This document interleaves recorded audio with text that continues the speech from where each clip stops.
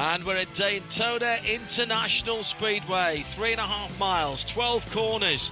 The banking, of course, all part of the action here. But it's the technical International Horseshoe, King West Horseshoe, and the entry and exits to that part of the infield that often see plenty of action. And the Le Mans chicane as well. A brake, a left, a right, a right, a left, and then hard on the gas through Speedway turns 3 and 4. That brings you right under our feet here in the Ford Racing Global Broadcast Centre.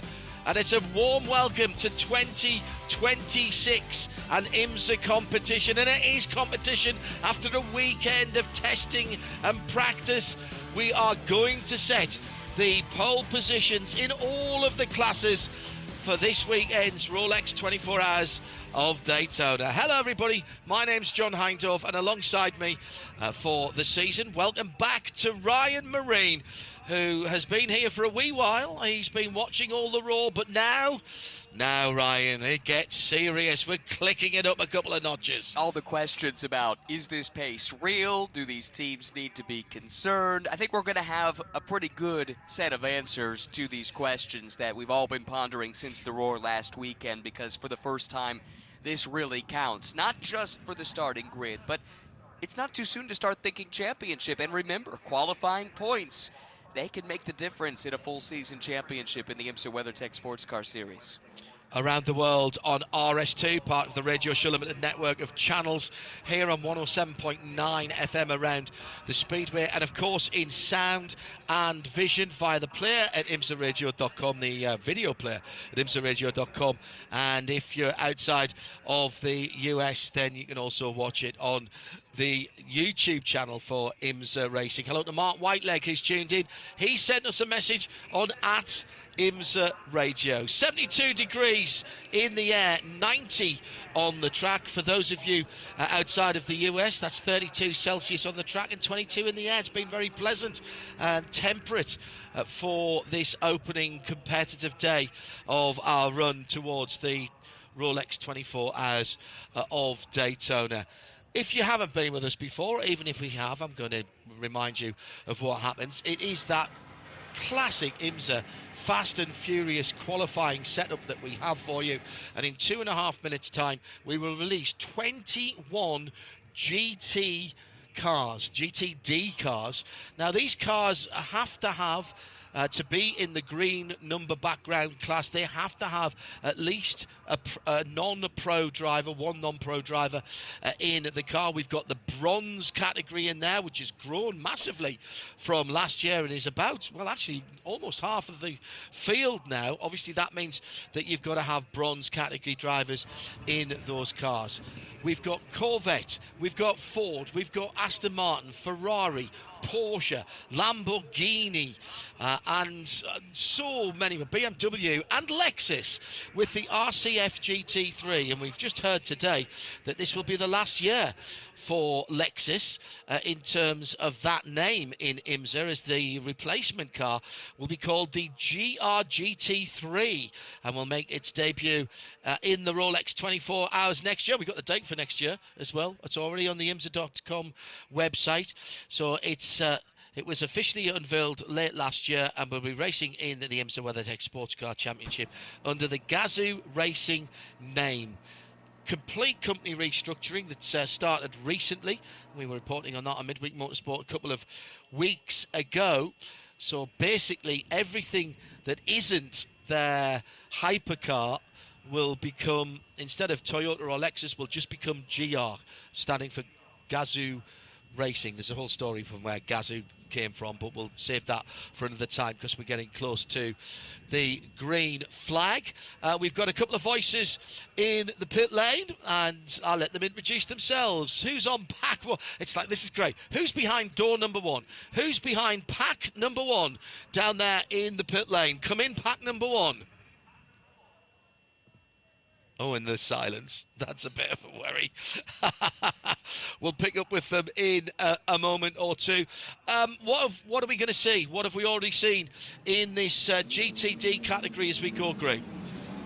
Unbelievably competitive, John, so far, based on what we've seen at the Roar and what we've seen throughout the session really building up to this qualifying here for both GTD and, more importantly, GTD Pro, which was remarkably close over the course of the Roar testing. I think the thing that most excites the fans is the fact we have so many new cars in the GT categories this year. Updates to the Porsche, for instance, updates to the Ferrari, updates to the Mustang, just a handful of those new cars that we'll be seeing qualifying in anger for the first time, and how that shakes out, what those upgrades do. Do they bring those cars a little bit forward to the front? I mean, for the Mustang, they were already super strong here last year, won in GTD Pro, of course, but they've been pretty stout throughout the course of the build-up to this. So I think a lot of anticipation, waiting to see some of these brand new GT3 machines for the first time. Let's check in with our pit lane reporters, and first of all go to Peter Snowden. Welcome to the pit lane of Daytona. You've been here as a competitor once in the past, now get to be on the other side of the microphone. Lots of excitement, lots of anticipation, Peter, down there in the pit lane. Well, yeah, it's absolutely perfect conditions as well for qualifying. As you said, 22 degrees, tyres will be just optimum, 15-minute shot at it. Just as usual thing, keep out of trouble, but you're only against your class anyway. So I think it's going to be quite frenetic, but a great session. I'm looking forward to a great 4 sessions, actually. And the other voice in this particular session, new to us here on Radio Show Limited, although we've worked together many times in the distant past, and that's Neil Cole. Neil, welcome to the pit lane. This is all getting a bit serious now. We've had practice, now we set the grid for the big race on Saturday. Do you feel a difference in the atmosphere on the lane? It's very different. I mean, there's a good breeze coming down the lane, but I think there's a lot of people up on the perches getting very, very tense. And of course, it all happens very, very quickly. There is no room for error. There is no time to settle in. This is going to be fast and furious, and it's underway, and I'm so excited. I'm standing on victory lane, and for the first time this year, I'll be interviewing someone who will be in pole position. In fact, 2 people, and Snowy will do the other 2. So this is very exciting. Now we're already seeing some games being played on the tri-oval, and I don't like to see that on one of the fastest portions of the circuit, whether that's people trying to gain and get underneath a rear wing, or somebody who's trying not to give a toe to somebody. This is almost MotoGP or Moto3 SECA. What was going on there a moment or 2 ago? It was the DXDT Corvette, which is being driven by Charlie Eastwood, not someone I would expect to be playing games, so I hope there's nothing wrong with that car, but it was slow coming out of Oval 4 down the front stretch, and the cars behind weren't quite sure, it seemed, what to do, right? Motorsports Porsche was one that had to tiptoe on by. There were a few other cars that did as well, and it was very nearly coming together on the first flying lap. Before we get some times in, let's say hello to people tuned in around the world at IMSA Radio. Tom Pitts is in a dark and damp Buckinghamshire in the south of England. He says gutted not to be trackside this year, certainly with it being 22 Celsius. Bucket list event last year that I finally ticked off. Well, I'm pleased that you did get here last year, Tom, and thanks for joining us last year at the Speedway. So, and you can give us we'll give you a mention if you tweet us in at IMSA Radio on the Twitter. Hello to now let me see, CJ McSweeney. Good luck to Ron and Megan Tomlinson from Ottawa in the Shopify 22 Porsche 718 as well. Drew Adamson is listening in.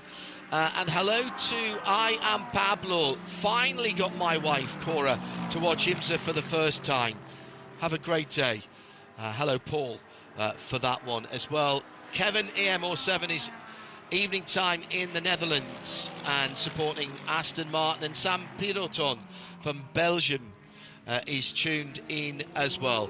At IMSA Radio across the weekend is the place to be. Starting to get some times in.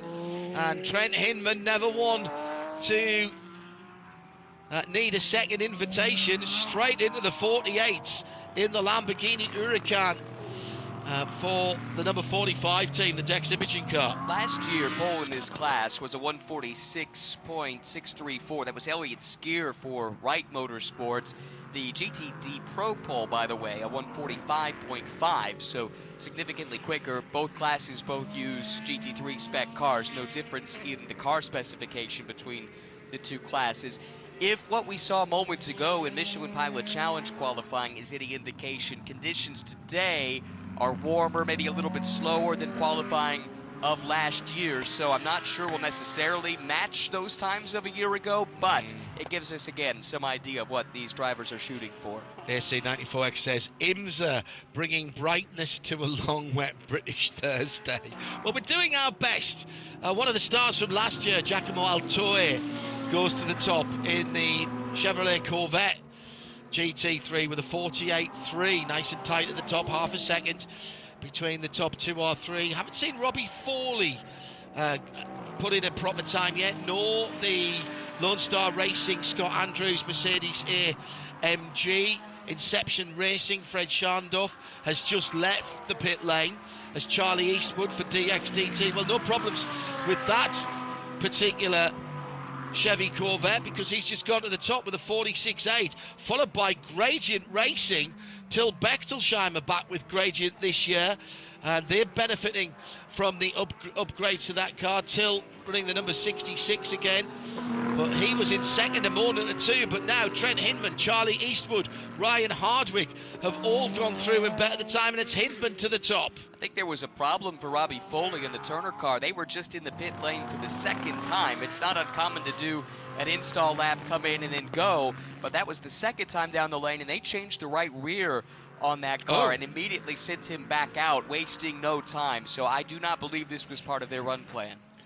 That's very interesting. So 45.6 now for Antonio Fuoco. That's more like it. And the 296 of AF Corsa USA, the new team name, slightly changed, but AF Corsa now USA for the number 21 machine, has a 4/10 gap back to Giacomo Altoe for Dragon Speed in the Chevy Corvette with that distinctive livery. Then Lamborghini, then Corvette, Porsche. Ryan Hardwick for the Manthey First Form team, and we know that they have got form around here.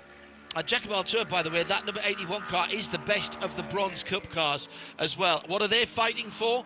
One of the biggest tickets in motorsport outside of Formula One seat, and that is an automatic invitation to the Le Mans 24 Hours next June. It's the Bob Akin Award, and it goes to the best placed Bronze Cup lineup in the GTD class. Eastwood just went to the top for DXDT, so any potential concerns with that car, that's been allayed.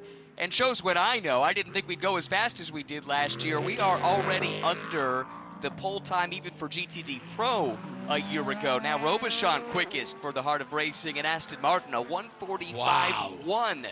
They are awfully quick here. Still 6.5 minutes left. What is the qualifying lap record? I'd have to look up what the record is. Yeah. That we must be getting close to that now. Zachary Robichon then for the Heart of Racing Aston Martin Vantage. That will make certain Sarah Rigby in crew sit up and take notice. We've got people tuned in from the Outer Hebrides of the Scottish Islands and Scotland itself.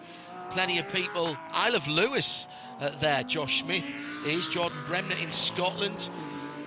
Snow in Florida, question mark, says Brady, with the bad storm across the country. I don't think it's going to come this far south. We've actually got quite temperate forecast for the weekend, but our thoughts are going out to everybody who might get caught in that at the weekend. Hunker on down. Random WEC memes, loving the new graphics. That's our team at Concord up in North Carolina, and IMSA bringing you even more information for those of you watching and listening. If your bandwidth struggling a little bit, compromised, then RS2, home of IMSA Radio, will bring it all to you. 5 minutes and 20 seconds to go.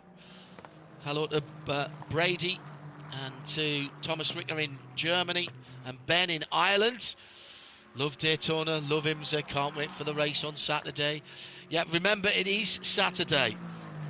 We start on Saturday, finish on Sunday. Please don't tune in on Sunday at 1:40 because it's going to be a bit of a plot spoiler for you. Sorely disappointed. Yes, absolutely. With that And here's decision. the last lap. With thanks to Lee Driggers for helping me Of out course. here. The record, qualifying record, is a 144.494. So we are a little ways away from that here in GTD at this stage. Our best time, Robichon, 145.1. And again, that record, 144.494, that was Parker Thompson who set that in the Lexus back in 2024. Parker now driving an LMP2 this year. That's a story we'll be talking about throughout the course of the week. Don't forget, if you're outside the US, you can have sound and vision via the video player at IMSAradio.com or on YouTube with the IMSA official channel. And you'll see that there's 405, 404, 403 to go. And you'll see Zachary Robichon with the green number 27 on the timing tower. That indicates the GTD category. Red for GTD Pro. We'll see that field in about 6 minutes' time. It's a quick turnaround here. Then it'll be LMP2. And then, of course, we'll finish off with the GTPs. And the first opportunity to see the Aston Martin Valkyrie, the Heart of Racing Valkyrie, qualify here. They haven't been here before, didn't have a perfect run into this with some engine troubles at the Raw, but will that Valkyrie scream? They were about a second and a half off the pace this morning. I think they would have liked to have been a bit closer than that, but let's see what they do in single lap or qualifying trim, let's say, in that car. 3 minutes to go here. Aston, BMW, Chevrolet, Aston, Ferrari, Chevrolet, Mercedes, Porsche, Mercedes and Lamborghini for your top 10. Top 9 separated by 9/10 of a second, then half a second further back. Make that by 8/10 of a second for the top 9 now, as Charlie Eastwood has been in and out. Zachary Robichon pitting with 2.5 minutes to go. He's done. He is done. So the 145.113 is the best bid for the Heart of Racing team and their GT Aston. Now, they either feel comfortable with that time, or perhaps more likely they feel like they've gotten the peak out of their Michelin tires and it's not going to get better, so you might as well play it safe, look after the car with a 24-hour race still upcoming, and he, as you say, brings that car into the pits. Good recovery from Turner. If I was correct and that was a puncture or something like that, then they were able to think on their feet, got that car out, and Foley at P2 right now and still out turning laps. Really, really good job making something out of a bad situation. We did change the regulations. Was it the start of last season or the season before time melds into one? You are allowed a tyre change in qualifying.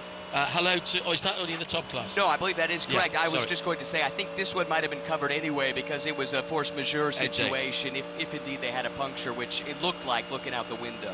Coming up on 7:25, 25 minutes past 7 in central England, in Bedfordshire, and I know that there will be a young man who is celebrating his birthday, who's watching and listening at the moment. Happy birthday to Felix Tandy, championship British champion in karting. Felix Tandy, who will be tuned in waiting for qualifying to see how his dad does in the next session. Happy birthday, Felix, and hello to the whole family. See how the Bedfordshire Bullet goes, racing for AO Racing. Question is, has Mr. Tandy got enough pull in that team to get the full set of die-cast toys, the plushies and everything? Because AO Racing are doing a sterling job for this series in their activation and engagement. If you can get your hands on one of those things, you've done a good job. If you can get your hands on more than one, then you must know somebody. It's in high demand.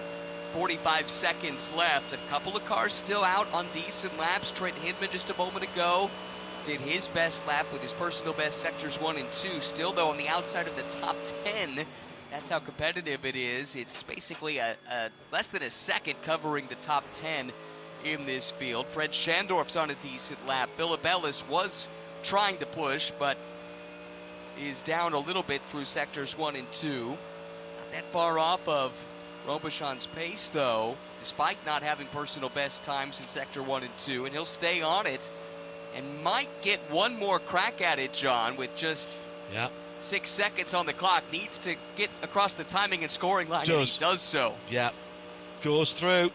Philip Ellis, as the checkered flag goes out, so one more lap for the big V8. No, is he on it? The thing is, these drivers are so relaxed behind the wheel that even if I can see them doing their work, I'm never quite sure whether they are absolutely on it or not. The AWA Run 13 Autosports car coming through, still with that sort of black and pinstripe yellow, sort of Batmobile styling on that car, which works really well with the harder edges on the mid-engine Corvette. Charlie Eastwood in that car. Excuse me, is that the DXDT? No, I was right, that is the 13 car. Yes. And you talked about the AKIT award earlier, and Ori Fidani won that last year, so they've already been out testing in their maple leaf colored Corvette that they took over to Le Mans last year, and will be doing so again. Now, as Phil Ellis dropped off the pace he has, so that's not going to get any better. Hello to Michael, who's tuned in. Rhode Island, Caleb, UK James called. Turner Motorsport, hello. They coming out of Philly at the moment. Hello to Sam Sparks in the Algarve. She'll be cheering on CrowdStrike by APR later on. To Luis as well, who is watching. Tom Jeffries also as well. Banshee couldn't make it out there due to becoming a new dad. More than happy to listen to the IMSA radio crew and watch, regardless of if I'm at the track or at home. That's very kind of you to say so. Perth, Australia, early Friday to Andrew. Everything is done in the dark when it comes to IMSA for him. Yes, absolutely right. Some applause at the Heart of Racing team, and for Zachary Robichon, well-earned applause. Now, he's going to have to take that car. So we do this a little bit differently at Daytona International Speedway, the World Centre of Racing. The V8 fires up.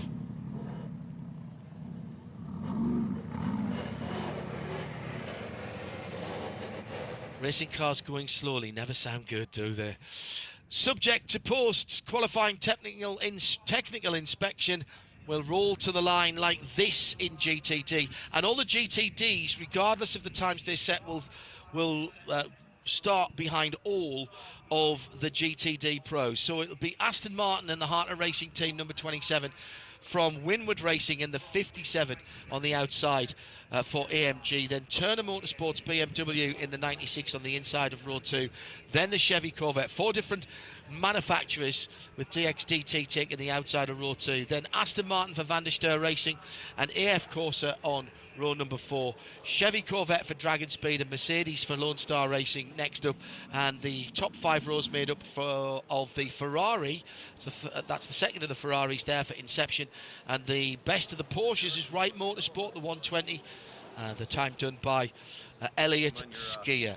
That's your top 5 rows. Second time Zachary Robichon has qualified a car on pole for the Rolex 24. The first was 2022 when he was driving for Wright Motorsports, and he went on to win that year. Daniel Roberts tuning into qualifying, hoping the Heart of Racing Valkyrie team brings the big guns for qualifying. Well, you just have to wait not too long. Plenty of you on the grounds as well, listening in on this outstanding PA system and on 107.9. So just waiting for Zachary Robichon to jump out of the car and to head down to, or head towards our pit lane reporter down there. That wind is still blowing quite strongly down behind the cars going into turn 1. I just wonder how that will affect the prototypes, in particular the P2s and especially actually the GTP cars. I talked to a few drivers about this at the Roar, trying to get a sense for it, because it was pretty blustery across those 3 days. And the consensus was, as long as it's blowing either in your face or behind you down the 2 long straightaways, it's all right. It's when you kind of get some gusts coming from the sides and through the banking, gusts from the sides, that can cause you some heart in your mouth moments. And I think at this point, the way the wind direction is, we've mostly been able to avoid that. Neil Cole is down in Victory Circle. Now, are you on a black square or a white square, Neil? And can you move the right way? You're not one of those knight figures that can go 1 across and 2 down, are you? I'm more of a bishop, but it's great. That's I've got true. Zach with me. Zach is not your first pole at the Rolex 24, but tell us how good that feels. It feels incredible. You know, as you touched on, I've been in this position before, and I've been lucky enough to win this race. Those weren't on the same year, but this year the goal is going to be make those match. Now, the time was very quick. Overall, the times were quicker this year than last year in qualifying. What's that down to, and what's the conditions like out there? If you look back at 12 months ago, it was the first race that we implemented the torque sensors. So obviously, the way the teams are interacting with that and extracting the maximum performance, we're lucky with the Heart of Racing. We have the experience as well with the WEC using this system, and I think it just goes to show, as a whole, how everybody's improving and able to get the best out of the parameters that we're set in. And also conditions here, this circuit. Tell us what we can expect for the rest of today and over the weekend. The hotter it gets here, generally the slower it gets. So it sort of seems like it's going to be a little bit warmer over the weekend, which may or may not play into our favor. But right now, we'll enjoy the pole, but it'll be about getting a good race car for 24 hours. And finally, any learnings from qualifying that you can carry forward, or is it just about going flat out? Tire warm-up, probably. That was actually my first time going on a new set of tires this weekend, so understanding how it builds up. Obviously in the race, outlaps are super, super important. A bit warm now, so kind of end of race we'll be able to translate. So I think gives us a good data point for how we're going to attack those outlaps in the race. Well, enjoy your pole position, and thank you very much. Thank you. Apologies, Zach's quite right. I misread my stat sheet there. The pole was in 2020. The win was in 2022. But driver with a history of success here at Daytona, both in qualifying and then when it really counts. Just thinking about the overnight, obviously this is the first IMSA race of the season. We've had a couple of endurance races already in the UAE, including the Dubai 24. It's always nip and tuck between Dubai and Daytona as to who has the longest night. It's Daytona's this year. It is Daytona's by 6 minutes this year, from sunset to sunrise. So we're already down to 12 minutes to go, and the GTD Pros, all 15 of them, going out exactly the same specification of cars. Important to say that it's the driver lineups that make these pro cars. They've got the red number backgrounds, and well, just look at the roll call of the names down the timing and scoring. You can follow along, by the way, by going on to the IMSA.com site and following the timing links, and get all the information we've got here in the Ford Racing Global Broadcast Centre. Where's your money going, Ryan? That's a great question. Ford had the pole here last year. They bring the update, and they've been pretty strong, so maybe you look at the Multimatic group, potentially. Trying to think who, I mean, how do you pick out of this bunch? How about this? 75 Express, Kenny Hobwell's team, they had 3 drivers set the top 3 fast times at the Roar. None of them, though, were the driver who's actually in the car right now to qualify, Mauro Engel, who, if anyone, is a Mercedes and GT3 specialist. It's him. So, Mauro for pole. What do you think? And given he wasn't here at the Raw weekend, it's a very Mauro thing to do. It would be absolutely a Mauro Engel thing to do. Nick Tandy is qualifying. That car's not left the pits, that car being the AO number 77 Porsche. Ricardo Feller. Well, I say Nick Tandy's qualifying. Has he actually been out the pits yet? It might not be his driver tag that's been picked up yet. It is Jack Hawksworth in the Lexus RCF GT3. We know this is its last year of competition and last year for Lexus Racing. It'll be GR, if you missed that news, the GR GT3, as Lexus will rebrand its racing here in IMSA this time next year. Jack Hawksworth in that car, Davide Rigon in the 62 Risi Competizione Ferrari, Pfaff Motorsport, Sandy Mitchell. What a great run it's been for Sandy. That's a great hire for Lamborghini and for Pfaff Motorsports, whose new Lamborghini is waiting in the wings, but they have stayed with the same manufacturer for the first time in a couple of 3 seasons. Yeah, so it was Lamborghini last year, but McLaren before that, and the year before that, it was the end of their tenure with Porsche. So for the first time in that long, they come back with the same car they ran at Daytona last year. But you're quite right, the new Temerario GT3 debuts at Sebring. All indications are it's going to be quite a spectacular car, but it has to be nice going into a 24-hour race with a package that you know extremely well, having campaigned it all last year. I'm not sure whether the Temerario was ready or not, but I actually think even if it was ready, it's not the worst idea to run the car that you know. Back in the, if Bruce was here, he'd be talking about the old days of Formula One, where you'd start off maybe the first couple of flyaway rounds, as they used to be often South America, when all the teams in those days were based in Europe. You'd quite often start with the previous year's car, the car you finished the previous season with. Far fewer unknowns in that.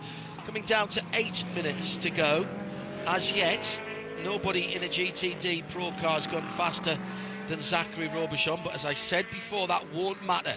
All the 15 GTD Pros will start ahead of the 21 GTDs. And by the way, it is Nick Tandy who's qualifying the number 77 All Racing Porsche.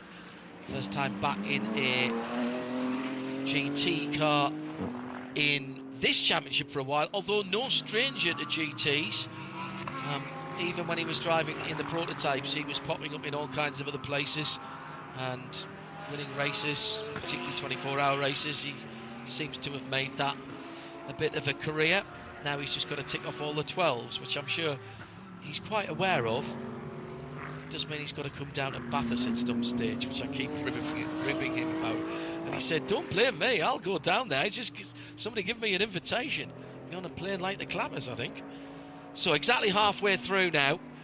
I'm always interested to see, Ryan, how the pros bring their tyres up slightly differently. In the GTD Pro class at least, than we see. These guys have all been out there for 2, 3 and 4 laps.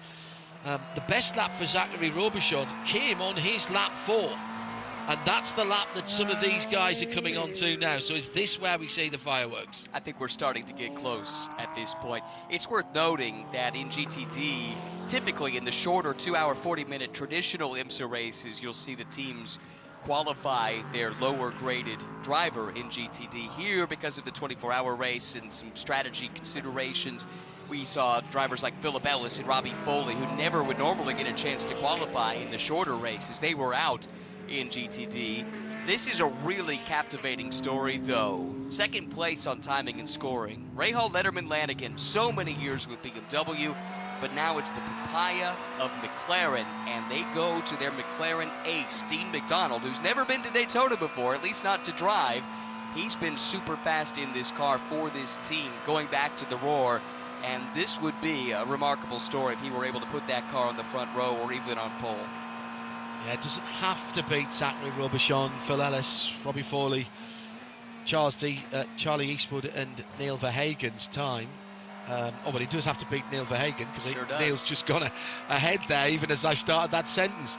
So that is now the new benchmark in GTD Pro, 1:45.276. But remember, I'll keep saying this, and it was at various stages through the year, and depending who you talk to and what the circumstances were, the GTD guys loved it or hated it, and the same for the GTD Pro guys, loved it or hated it. Very much track dependent and race length dependent on the fact that the GTD Pros qualify and are put ahead of everyone, and do that again through any safety car periods. It made for some interesting moments, to put it mildly. You are very diplomatic, young I'm Ryan. trying. It's the start of a new year. We don't need to step on any toes at this early stage. There's plenty of time for that in the weeks and months to come. But I would say that it was the GTD side of things that were most at odds and put in a compromised position by and large. It was difficult for the back of the GTD Pro field too to handle it, but I would say the GTD Pro drivers typically were more on board with that change than their GTD counterparts, talking to them throughout the course of the year. Still 4.5 minutes to go. The Manti Grello, which we are well versed with at the Nürburgring. And just to remind you that away from our IMSA commitments, many of the voices you'll hear this weekend, we'll be talking about the Nürburgring Langstrecke series, the long distance series. All kinds of machinations there about Toto Wolff wanting the first round moved so that his new driver, his new Mercedes driver, Mercedes GT driver I should say, Max Verstappen and his team can go there and get a bit of extra running. We'll have all that for you live in sound and vision and the ADAC 24 hours of Daytona as Alexander Sims goes to the top with 2 outright fastest sectors. Yeah, I think we're at that point now where they're starting to push. Very interesting. Paul Miller racing. 5th lap. Yeah. So 1 more lap than Zachary Robichon's. That's really interesting. Well, also, Paul Miller not sitting on their laurels. They came in and did a tire change just a moment ago with Neil Verhagen, who had the quickest time at the moment, or at the time that they made that stop. They've sent him back out, and he'll have to hustle to get that car back up to speed and maybe try and take that pole position back. Well, that's a good point, actually, because Alexander Sims had been down through the pit lane as well. So I wonder if they just scrubbed or roaded, as our Aussie colleagues say, which is a fantastic saying. I wonder if he just scrubbed off the first set, maybe with 1 lap, so that actually is only his 4th set on the second, fourth lap on the second set of tyres. That would kind of make sense.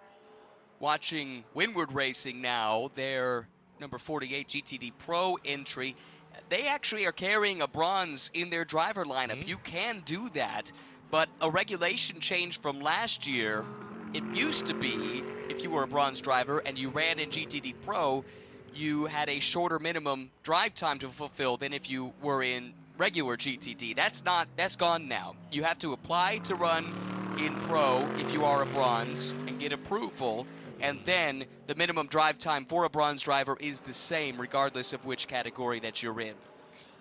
The back end of that Windward car, the second Windward car, if you will, we think of the 57 as the obvious one, looking a bit squirrely going through the international hairpin now. The top 4, as Alexander Sims, by the way, is now ahead of the top 4 in GTD.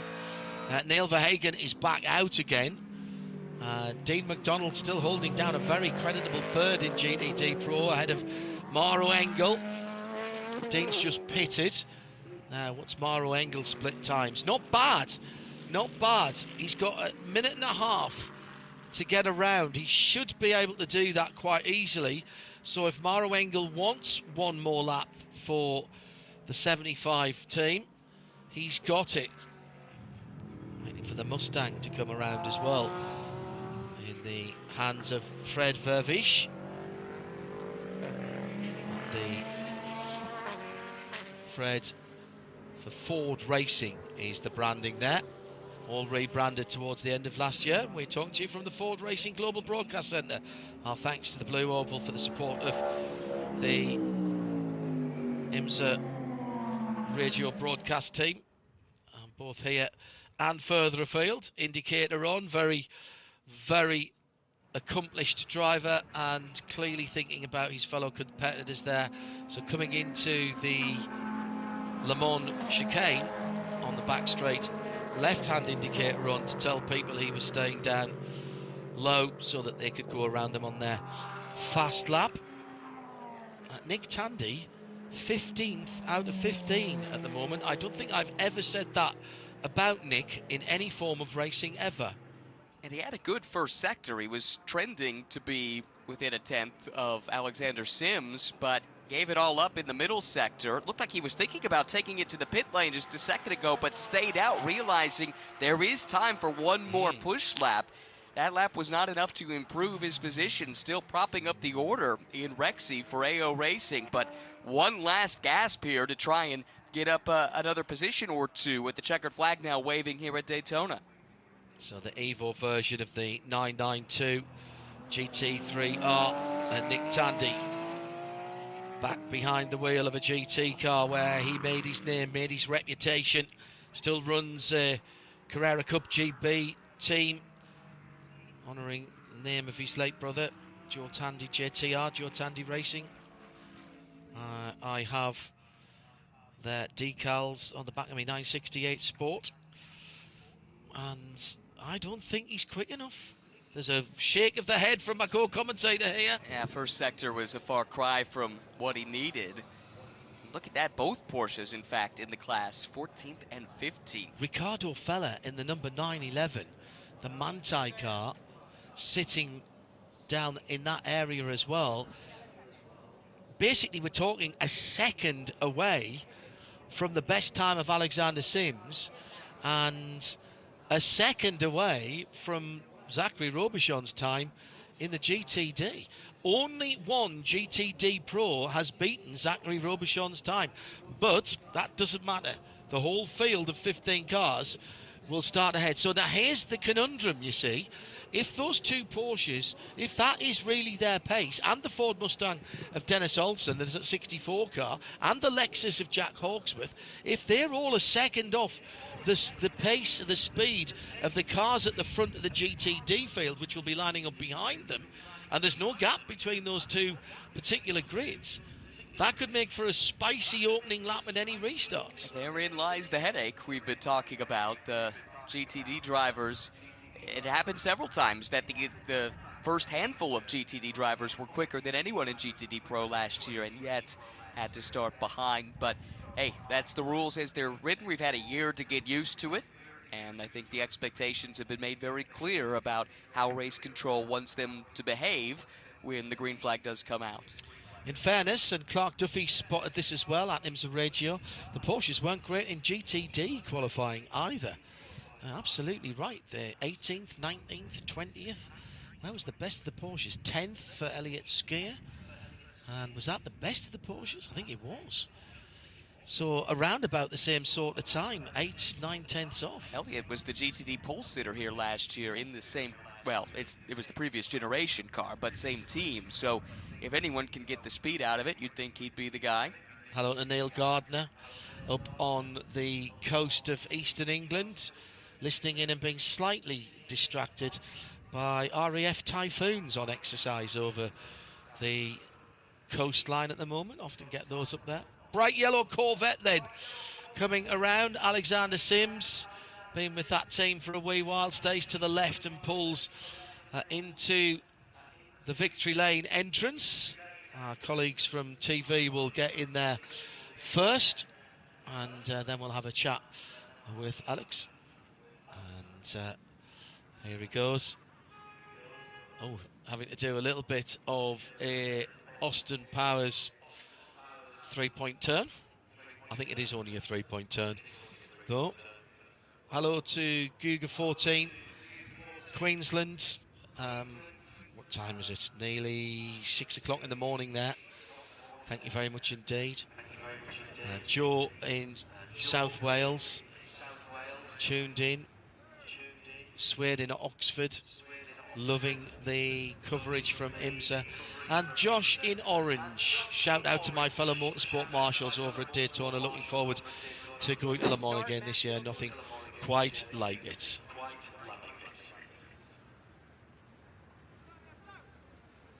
So this is how the GTD Pros will line up, again subject to post-qualifying technical inspection. It's Chevy Corvette and Paul Miller Racing's BMW on the front row. Then RLL, Team McLaren, their first outing for the walking brand, in third on the inside of row 2 with 75 Express sitting alongside them. Maro Engel putting the time in for the Mercedes number 75. Then it's Ferrari for Alessio Rivero and their Triazi competition number 033. And in 6th position, the best of the Fords.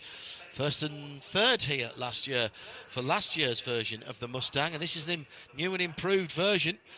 In 7th position inside of row 4, Get Speed Mercedes, with Nicky Katzberg having the 2nd Corvette Racing by Pratt Miller at Chevrolet Corvette in 8th, and the top 5 rows made up by Risi Competizione and the number 62, has to be the number 62, and the Ferrari and Winward Racing, Lucas Stoltz in the number 48. That is the Winward Racing AMG. That is your top 5 rows as the LMP2s roll out. 13 of them, a Baker's dozen, appropriately enough, as we've got Intersport here, who categorise themselves as the fastest Bakers in Europe. Into Europol, Into yes. Europol, We sorry, also yes. have Intersport Yes, here. we do. Yes, we do. That, and I knew that was going to confuse me. So that rather ruined the Bakers comment. Peter Snowden, Snowy, is bring us back to sense here and a bit of sense and sensibility with our pole sitter in GTD Pro, Alexander Sims, 0.007 ahead of Zachary Robichon's time in the GTD class earlier on, comfortably on GTD Pro. Alex, congratulations, a very, very close margin there, but you're now GTD Pro pole sitter 2026 Daytona. How does that feel? Honestly, it feels very nice, but the position, although it's great to be on pole, the main thing is that our Corvette's feeling really nice in a nice window. And yeah, I think looking ahead to the race, it seems like we're in a reasonable position. So it's lovely to cap it off with a pole so far, but yeah, we'll focus on the race now because that's really where the main work is done. Now, obviously, it's the debut of the new Michelin tyre for this season. How much are you learning about that? Are you getting up to speed with it? No pun intended. Lots of data, lots of information. Yeah, small nuances, the differences between last year and this year's tyre. Inevitably, you've got to adapt to the situation, adapt to the grip that you've got available, and the Michelin seem to be working pretty well at the moment. We've had cold conditions in the test and now warmer conditions today. And yeah, they're behaving themselves nicely, so it's feeling good out there. And yeah, just honestly, it's wonderful to do a low fuel run here at Daytona on new tyres. Those don't happen very often, you know, the qualifying. We reckon the most difficult part of the lap for you was a 3-point turn into victory lane. That was challenging, yes. But thankfully, it's a problem I'm happy to have. And obviously temperature, it's going to be different at night here, so different. So how do you plan for that? Well, honestly, now for the race, it doesn't look like it's going to be so different. I think we're going to have sort of 16, 18 degrees Celsius overnight, which sometimes at Daytona is not the case. So I think we're going to have a fairly stable ambient temperature. Obviously, the track temperatures drop without the radiation from the sun, but yeah, it's looking good. Congratulations, Alex, and we'll talk to you more on the race. Well done. Moments ago, Ben Keating first went deep into turn 1. That's in the number 52 Brian Herta Autosport and PR1 Matheson car, and then picked up a lot of dust and debris on the tires and spun it around in the International Horseshoe. So the veteran, former class winner here at Daytona, regathers it, now trying to get back up to speed. But not the ideal start to a brief 15-minute qualifying session for Ben Keating. When was the last time we saw Ben Keating spin a car like that? I mean, we have a plethora of outstanding world-class bronze drivers in both GT and prototype in this championship. Ben is right up there. I would not like to pick who was the best. We could have a couple of cars full of very good bronze drivers here. I think there were a few years where you could say that Ben was the, this is going to sound strange, gold standard of bronze drivers. Yes, mixing it was our bronze precious gilt. metals. There you go. That's excellent, mate. For a few years there, but he set the bar, and it's been fascinating to watch the other bronzes raise their level to reach the heights that he was able to reach for so long. And now you look at the field. And Dan Goldberg has been right there in this field before. And the likes, of course, of PJ Hyatt won the championship last year, now can match the best of the best as far as the bronze is going for qualifying honors. You've got Francois Perotto here, who is question. a stunning bronze driver, also owns some stunning cars as well. And the list goes on. George Kurtz has become quite good. Naveen Rao now has tons of experience from around the world. And you could just keep adding to this list. Really, to leave any of the bronzes in this session out is doing them a disservice. So I apologize if I didn't name you. But the point being, you could look at the 13 cars in this class. How do you pick a favorite to go for pole? The teams are top-notch. The equipment is equal across the board, and the quality of the bronze driving has now become commensurate with the quality of teams fielding the cars. And it is a spec class, not by mandate, but it's had ended up that everybody has picked the same Orica chassis. It's the same Gibson engine to all. And that means that fine margins will decide who gets the Rolex Cosmograph on Sunday afternoon, which teams. And you expect the pro drivers to go out and do their thing. So speed and consistency from the bronze driver is what will make the difference. Paul di Resta, who was on stage with us last night at one Daytona, really good driver panel. We had Matt Bell, Fred Favish, PDR and Felipe Nasser. And Paul was in very, very good form, but saying basically it's the purest form of racing he's ever done. Nobody took, even if they could, there's no BOP to talk about because they're all the same. So it's about getting the best from the package with relatively little difference between the cars, even in setup. There's not that much that you're going to have differently. So finding a lap or 2 laps worth of fuel, that's huge. That's huge. Finding half a second when you really need it is immense. And he says he really enjoys it because it's full-on pure racing. And I tend to agree with him. And that's, I know that a lot of people would like to see the GTPs up at Canadian Tire Motorsport Park. And I understand that. But I love having the LMPs as the top, the LMP2s as the top class there, because we can actually concentrate on that race and see where those little, not even 1%ers, half of 1%ers are. And this class, for this race in particular, when it expands to 4 driver lineups throughout the field, you look at the star caliber of the drivers in these cars. You've got IndyCar drivers. The current Formula E points leader, Nick Cassidy, is in one of these cars. Star power from ex-Formula 1 drivers, top-level sports car drivers, factory drivers in the World Endurance Championship that have this as a side gig. It's awesome. I love the fact that this class has found its footing after a few lean years going back a half a decade or so ago. And for me, the other part of this, and I think IMSA has really understood this, if you don't have this class, we don't have it now in the WEC, but we do have it at Le Mans. It's a bit of an oddity. But if you don't have this class in IMSA, where do future prototype drivers in the world's top class of motor racing, in endurance racing, where do they learn prototype multi-class racing? ELMS, well, they're the top class. And that's well and good. Asian Le Mans Series, see above. Big sideways moment for in the Europol, Jeremy Clark driven number 43 going through turn 1. And he didn't do this race last year. He joined the team at Sebring and promptly won on debut. Oh yes, that's right, well remembered. How do you forget? That was so impressive to join a team and go and win. I mean, certainly one of the toughest endurance races on the planet. There are a few that could make that claim, and Sebring certainly is on the short list. But good save there, as he still has that car up in 5th at the moment, but everyone's chasing Dan Goldberg. Yeah, we'll be down, a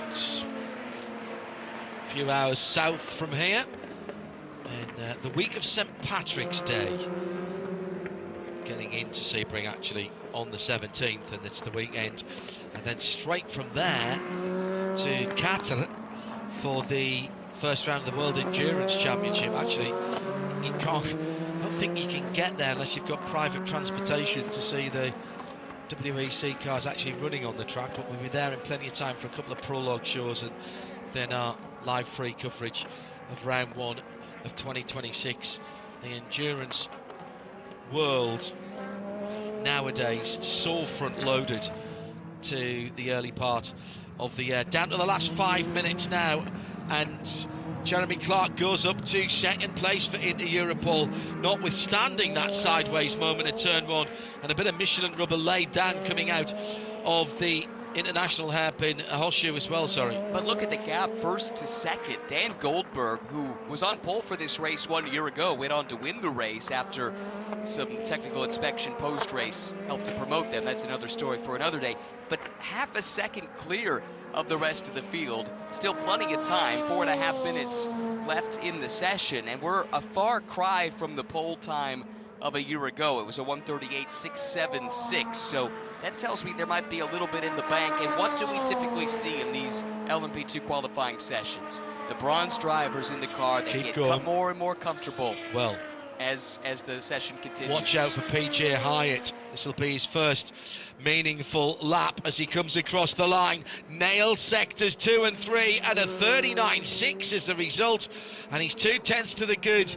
And PJ Hyatt in the all-gold Spike, the championship winning all-gold livery for Spike the Dragon. And again, that's about the 4th or 5th car I've seen losing the back and losing the front coming out of the international horseshoe and actually having to use the runoff area to drivers left, where we've got a couple of the IMSA safety vehicles parked far away from danger, I should add. But very interesting to see just how difficult it is to get the power on, and I suspect that's just where they're picking up the tailwind coming out of the international horseshoe.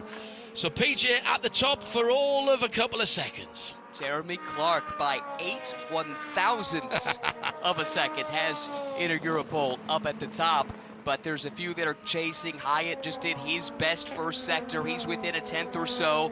Gave up some time though in the middle sector. That's going to hurt PJ and AO Racing. Dan Goldberg is nipping at the heels with a pretty good first sector here as well.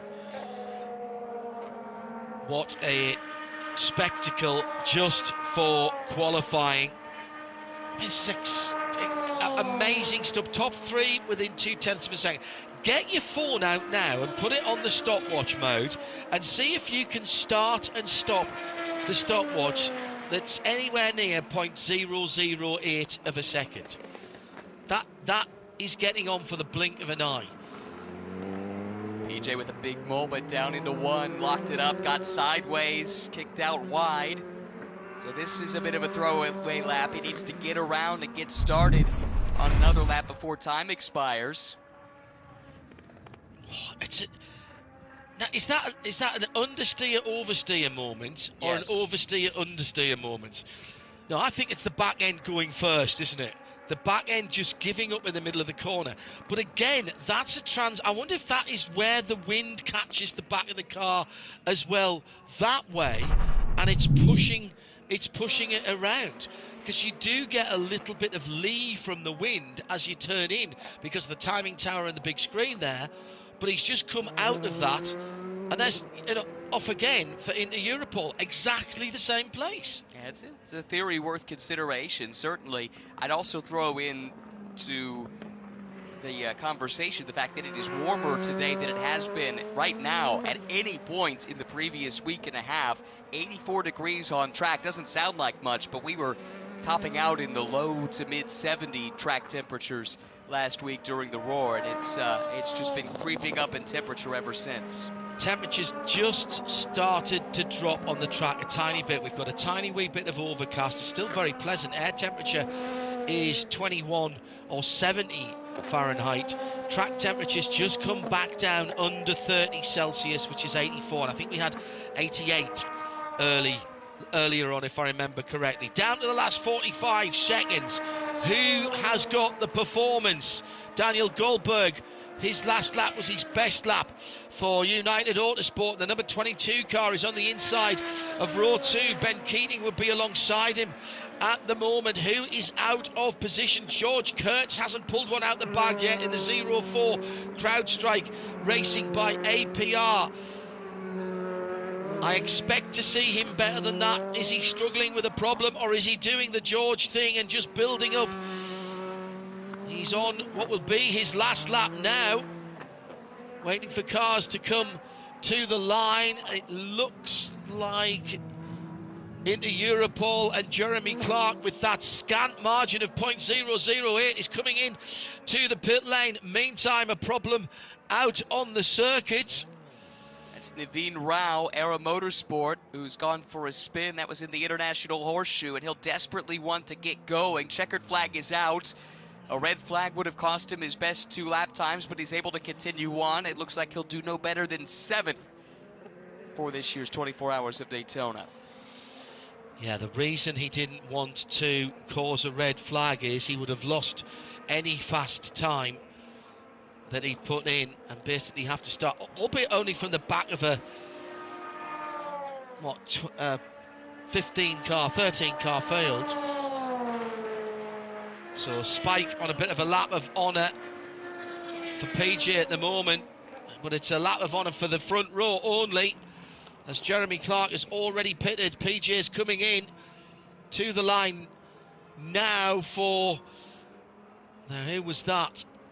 That was the Francois Perraudot car, I think. George Kurtz has improved and pulls himself up to 8th position, but he's a second away here.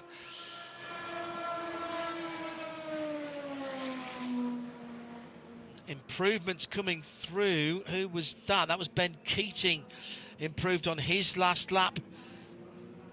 George Kolovos improved on his last lap, the number 343 up to 6th position.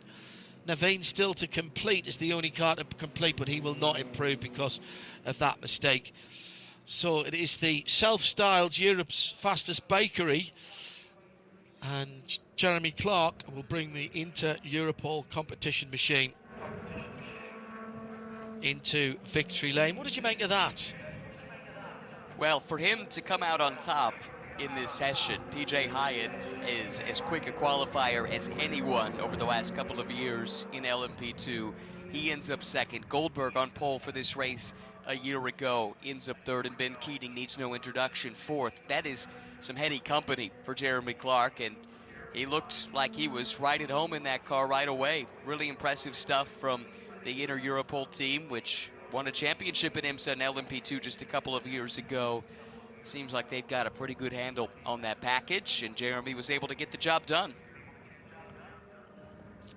Take just a moment for him to, in fact, the team are going to push him round, I think.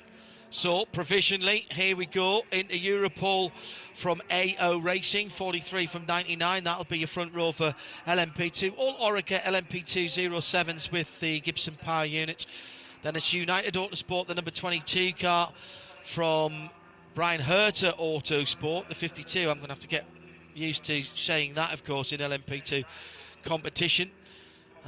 Then it's TDS on the inside of row number 3, the number 11 car for that team. And then the second of the Inter-Europol cars, the 343, is in 6th position. Rounding up the top 5 rows, Era Motorsport in the traditionally numbered number 18. Some things don't change. Thank you very much, Era, for coming back with that. And the 04 CrowdStrike car. So there's 2 numbers and teams that I don't have to relearn from last year. Chris Cummins for Pratt Miller Motorsport in the number 73, and he said 1973 there. That year has a particular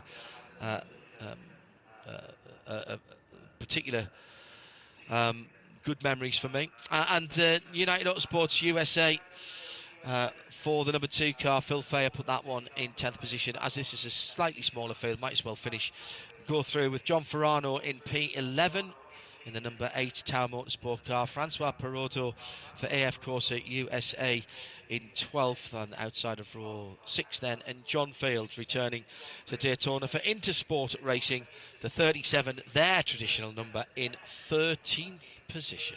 So I think this is technically the second pole for Jeremy, but I think the first one was last year at Motul Petit Le Mans, where he had qualified second, but the car that had qualified on pole had their pole time thrown out. If you recall, it was a skid plate or something to that effect that caused the issue. So this one was certainly earned, really well done by Jeremy to lock down pole position for the longest race on the calendar. Still to come, the GTP qualifying. Those teams are out on the pit lane. In fact, the green flag is already out. An 11-car field. Whilst we're waiting for our pole sitter, I'll give you the drivers as they leave the pit lane. And everybody is heading out straight away.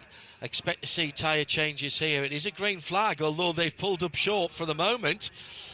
And as they leave the pit lane then, just wait for the timing screen to catch up, which is taking a wee bit more time than I thought it would. I'll come back to that in a moment. Let's go to victory lane for the pole sitter in LMP2, Jeremy Clark for Inter Europol. Yes, the asymmetrical green and yellow Inter Europol car is cooling down here in victory lane, and I have Jeremy Clark with me. Jeremy, that was so close, 0.008 of a second you got pole by. What was the difference between you and everyone else?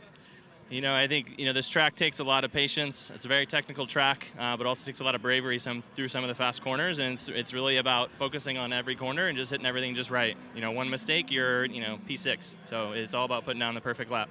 It was the perfect lap. I mean, can you talk us through it? What was so good about that lap? Yeah, I think, we've been struggling in some of the slow corners this week, but I think we finally figured it out. And so it's just a matter of, keeping the minimum speed up and really trusting that the car is going to stick and just go. First power wins. And trusting in this car and in this package and in your team must be on quite a high, because you ended last season well with Petit Le Mans. So, how much does that carry you confidence into the weekend? Oh, totally. The team is fantastic. I mean, they work tirelessly to get this car in the perfect window, and, I can't be more proud of the team. Congratulations on pole. Thank you. Thank you very much. Neil Cole with Jeremy Clark down there in the pit lane. The last 15 minutes of qualifying, live in sound and vision, IMSA Radio and IMSA TV from the Ford Racing Global Broadcast Centre at the World Centre of Racing. It's Ryan Marine and John Hindhaugh in the booth. And we are looking down on the immaculately kept green lawn that forms the backdrop, if you will, to the foreground actually from where we are, to this magnificent view that we have out across the whole of the racetrack. So I'd give you some of the drivers, see if we can do that really quickly. The number 6 Porsche is Kevin Estre, the number 7 is Felipe Nasser, Jack Aitken in the number 31 Cadillac, Renger van der Zande in the Acura number 93. Let me see, BMW's Dries Vanthoor and Marco Wittmann, 24 and 25. Tom Blomqvist in the number 60 Acura, and we're waiting for the 10 Cadillac, the Aston Martin Valkyrie, the Heart of Racing Valkyrie, and a couple of others as well. I expect them all to come out. Here's the expected stops for a change of tyres, and here is the Valkyrie, the Heart of Racing car, heading towards pit out now. And I will tell you, I expect it to be Ross Gunn, but let's see if that is absolutely right. I couldn't see because I forgot my binoculars, sorry. It is indeed Ross Gunn. Not a bad guess as he went out onto the circuit. And Jack Aitken, we've mentioned. Louis Delatraz also taking out the number 40 Cadillac. So I think that's everybody we've talked about now. Just have a look to see if there's anybody I haven't mentioned. No, everybody has been mentioned. Now, possibly a change of tyres, possibly not here, but this is the first time that this Heart of Racing Valkyrie has qualified here. Even in the car, it sounds extraordinary. At the Western Horseshoe at the moment, letting other cars go through on the short chute now.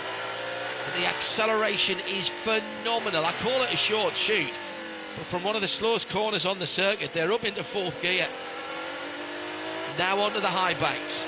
Ross Gunn with the let's remind ourselves, a detuned V12 from the road-going version of this, and that's no easy thing to do. Cosworth working very hard with Harter Racing and Aston Martin to give this car, to get it in the right performance window. It absolutely looks like an Aston Martin from the front end of this car. The aggressive strakes on the rear diffuser and indeed the rear wing gives it a very different look to the rest of the GTPs or the LMH cars over in the WEC. Well, it stands out for so many reasons. It's a non-hybrid. It looks different. It sure sounds different. And I think there were a lot of fans here today and those watching this stream as well, listening along to the stream too, that have just been dying to hear that car rip around Daytona. It's actually done quite a bit of testing here. They did a lot of the preseason testing ahead of last year here at Daytona with the rest of the GTP field, but delayed their debut until Sebring. And as you've mentioned earlier, it's not been a perfect run up until this moment for the team. Had that engine change during the Roar, which means their first night running will be later on tonight in night practice here at Daytona. But it's one of my favorite sessions of the weekend. Totally agree. Possible problem for one of the BMWs. That car looked slow coming out of turn 1, but is up to speed now. Marco Wittmann driving for BMW M Team WRT, and he did go for a little spin. Lost the rear at Apex, able to whip it back around and didn't lose too much time, but you have to wonder about the state of those Michelin tires. Might have 4 flat spots on them after a lengthy slide down through turn 1, but he's back on the pace now. Hello to all the shakedowners in Australia, early morning there. Peter Rodwell, hello to Jet as well. And Happy New Year to all of our friends around the world, listeners and viewers. BMW with that little spin and then a flick turn will have taken a little bit of life out of the rear Michelin tyres. Jack Aitken heads to the top for Whelen Cadillac. Then the 2 Acuras in line astern. First of the BMWs, number 24 car, Dries Vanthoor. A couple of cars that had problems, don't forget. Didn't see the second of the BMWs quite so much in that first session with a hybrid issue, but that seems to have been sorted out now. And again, just like the GT categories, the prototype categories, all of the GTP cars will start ahead of all the LMP2s, and then there'll be a gap, and then all of the GTD Pro cars will start ahead of all of the GTDs, regardless of the times that they have set in this qualifying session. And when we get into race mode on Saturday through to Sunday, that is how the field will be ordered behind the safety car as well. And we've got a pretty nice safety car this weekend with one of the Manthey editions of the GT3 RS. And somebody was asking me, I think slightly with tongue-in-cheek, but a reasonable thought, what's the fuel mileage on that thing? They'll have more than one, don't worry, just in case we do have to have a longer period. I've driven round here in one of the old Porsche safety cars with Scott Atherton, did an interview with him that we actually ended up that we couldn't use because it was raining so hard you could barely hear us talking. And that was a street car with street tyres, and it was a handful in the rain around here, and but good fun. I can only imagine. Yeah. Starting to see some representative lap times here. Van der Zande at the top at a 1:34 flat. Last year's pole time set by Dries Vanthoor in the BMW, a 1:33.8. So we're basically a 1/10 to 2/10 of a second off of that. track record pace, by the way, dates back to January of 2024. Pipo Derani at a 1:32.6. Felipe Nasr begins to get his game together on his 5th lap out, but I think probably only the 4th on that set of tyres. He's just set the fastest first sector, but we're talking fine margins, a 10th here, half a 10th there. How's his time in the middle sector? Nasr then in 8th position at the moment, looks decent. He's kept up that time at 22.7 and then a 44 flat. That's decent, that's very decent indeed. He's going to challenge. Is he going quick enough to even usurp the Acura that sits on provisional pole position at the moment? It's tight, half a 10th tight at the moment. As I look off to my left-hand side, and now I have to lean over the monitors as he comes through and heads down to turn 1. It's only good enough for 4th position for Nasr, 0.3 of a second the deficit. He gave it up in the 3rd sector. Sectors 1 and 2 would have been enough. He's got the overall best first sector, in fact. Renger van der Zande didn't improve. Oh man, it looked like he was going to be the first to go, 1:33. Couldn't quite pull it off. Again, giving up time in the final sector. So maybe the car's looking for a little bit of grip here as we get deeper and deeper into this run. It is a new Michelin tire. We've not qualified on this tire before, so do teams know exactly where the optimal peak is in the tire? Not sure that we do. That is actually a really good point. Another fastest first sector for Felipe Nasr. He's took a 1.5 off his previous best. Yeah, that's good, and he already had the best first sector, Correct. so he's gone better there.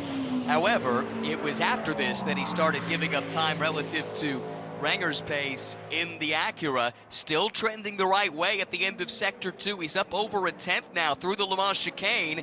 That's the last real challenging spot on the track. The question is, how good of a run did he get out of the chicane? Well, he dropped over 0.3 from here to the line last time. So what does he need to find? He's going to be close. He's going to be very close indeed as Jack Aitken's gone to the top. Nasr goes to 3rd. No, Delatraz takes it back for Cadillac. So Jack Aitken with a 33.9. Then Van der Zande still on that 34.2, 34 flat for Louis Delatraz. 234 flats there, excuse me, and a 34.1 for Felipe Nasr.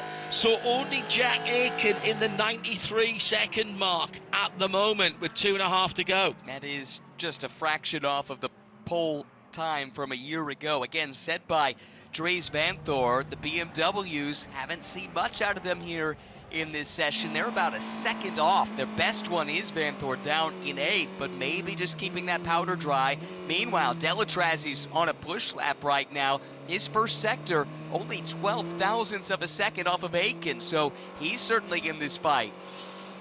The top 5 cars celebrated. Well, we can celebrate the fact that they are separated by less than 1/3 of a second. Hello, Alan Prosser. Why does the Valkyrie look so high off the surface, higher than the other GTP cars?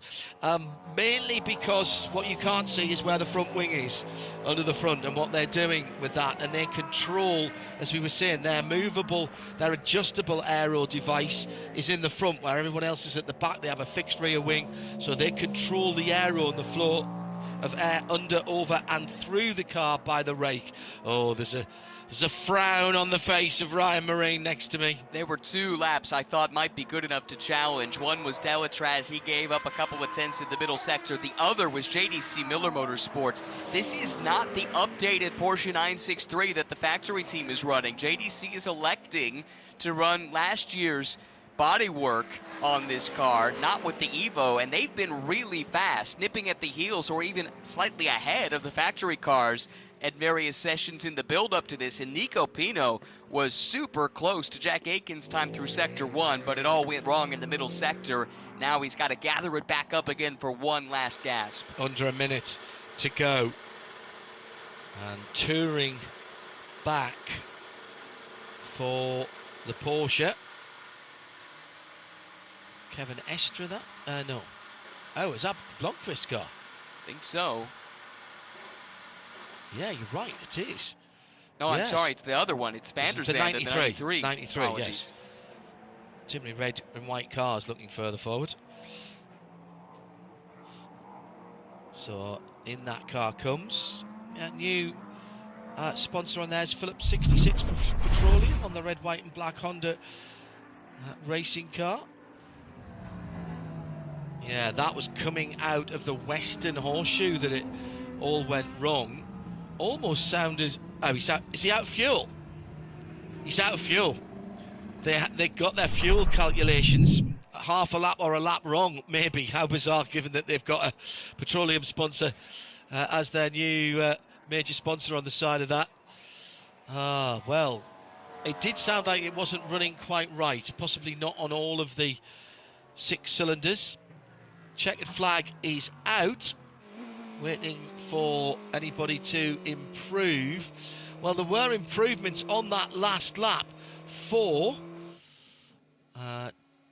Tom Blomqvist, for Kevin Estre, Philippe Albuquerque and Nico Pino. And they have ended up in 5th, 6th, 7th and 8th. Louis Delatraz, the only car, and Marco Wittmann, who haven't gone through the checker, but I think they were already... Oh, here comes the BMW now. Marco Wittmann goes through. He'll be in 10th position. And Delatraz still out there in the 40 Cadillac Wayne Taylor machine. That was an improvement on the last lap by Marco Wittmann, but the BMW Team WRT cars in 9th and 10th. Very similar lap times, in fairness, from those cars. So, as it stands, Cadillac, Acura, Cadillac, Porsche, and it'll be Whelen Cadillac for the number 31 of Jack Aitken. Then the 93 red, white and black Acura that Renger van der Zande qualified. Then the Wayne Taylor Racing number 40 Cadillac on the inside of row 2 from Porsche Penske Motorsports, number 7963. And then the Acura of Meyershank Racing, the 60, and Porsche Penske Motorsports, number 6. And the rest of the GTP grid on row 4, Cadillac Wayne Taylor, number 10, JDC Miller Motorsport, number 85. That's the Porsche 963, of course. Then the 2 BMWs, and it is 24 from 25, so neatly in numerical order. And Aston Martin, the Heart of Racing Valkyrie, in 11th. Now, they were 1.8 off yesterday when I was looking. They're now 1.4 off, and that's off the best time in the class, and they are now 0.035 away from the 2 BMWs. Right. So, all right, it looks like a long way off, but they're not the only cars that are that far off. The 2 BMWs are there, and they have, that field of 11 cars has closed up since that final practice session. Right, and again, remember, they've not raced here before. IMSA's not had to BOP that car here at Daytona before, so there is going to be a bit of a learning process, I suspect. And look, over 24 hours, it's not just outright pace that matters. Of note, though, John, that onboard audio we got a few moments ago while you were doing the rundown, that was on board with Renger when that car came to a stop, and you'll notice the engine didn't cut off. No. So I don't think it was fuel. There must have been something else they were dealing with. But that it was engine weaving around. I know. We would normally think it was trying to get fuel pressure light maybe or something like that. Yeah. Well, whatever the case, he looked quite frustrated climbing out of the car. I think he thought he might have had some more at his disposal. Thanks to Aaron, the voice of everything in our ears from Concord, monitoring what's going on. The team said there's nothing wrong with that car. They said take it slow and get some tyre pickup. Oh. That's why he was waving off the track. I wonder if they think their ride height might be marginal on that. So that's interesting. The provisional pole sitter then, Jack Aitken. I love listening to Jack talking.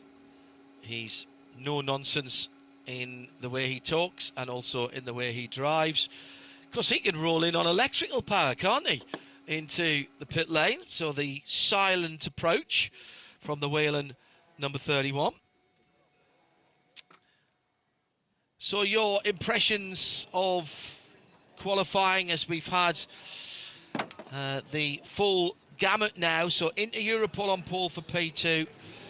Heart of Racing, Aston Martin, the best of the GTDs. Corvettes, number 3 for the GTD Pros, and now Cadillac of Whelen, Cadillac Racing. What do you reckon? 8 cars covered by basically 0.6 of a second. That's really, really encouraging. All bar the Aston is thrown into that mix, and I guess the BMWs as well have a little bit of pace to find. But look, I think this is going to be an extremely competitive race come Saturday and into Sunday. As we know, qualifying pace is part of the equation, but you got to keep the car underneath you for the full stint. At some points, you're going to be double standing tires, and that is another element that has to be factored in. And the lovely thing about it is it's totally wide open, which is what we love. Track temperature has just crept up a little bit, actually, back up to 30 Celsius, which is 86 Fahrenheit. This air temperature drops just a little bit, but it's been a very pleasant afternoon, 3:30, so halfway through the afternoon. Plenty of action still to come, including our first race of the weekend, which will be for the Whelen Mazda MX-5 Cup presented by Michelin, with 2 million cars on the track at the same time, actually well into the 40s. No, seriously, I'm being serious with that part. We'll have that in sound and vision. Shea Adam from Whelen Mazda will join us in the booth for that one. Just waiting for our TV colleagues to clear. In fact, they've just done that. So Peter Snowy has Jack Aiken, pole sitter for this weekend's Rolex 24 Hours at Daytona. Jack, congratulations. Exciting times for Cadillac as a brand. So what better way to start the IMSA WeatherTech 2026 season by pole position outright at Daytona? There isn't a better way. Yeah, we had a great roar, and we knew that there was potential in the car, so it was good to get that done over one lap. And nice to see that we're all performing well as a threesome. So it's obviously only one lap, and we've got 24 hours to do. So the real meat comes this weekend, but it's nice to be signed from the front.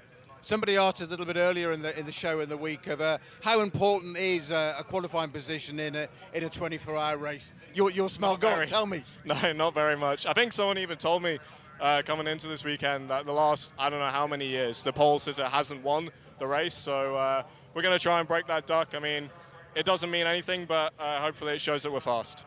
Jack Aitken, Cadillac Whelen, congratulations, mate. Well done. Pole position outright. Snowy and Neil Cole in that part of the show, Arjuna and Duncan Vincent earlier on, and I've had Ryan Marine alongside me in the Ford Racing Global Broadcast Centre. Thank you to all our tech staff. Don't go too far away. Mazda Racing coming up, and then my favourite session of the whole week until we get to race day, of course, and that is nighttime practice. We'll have that for you live here on RS2 IMSA Radio.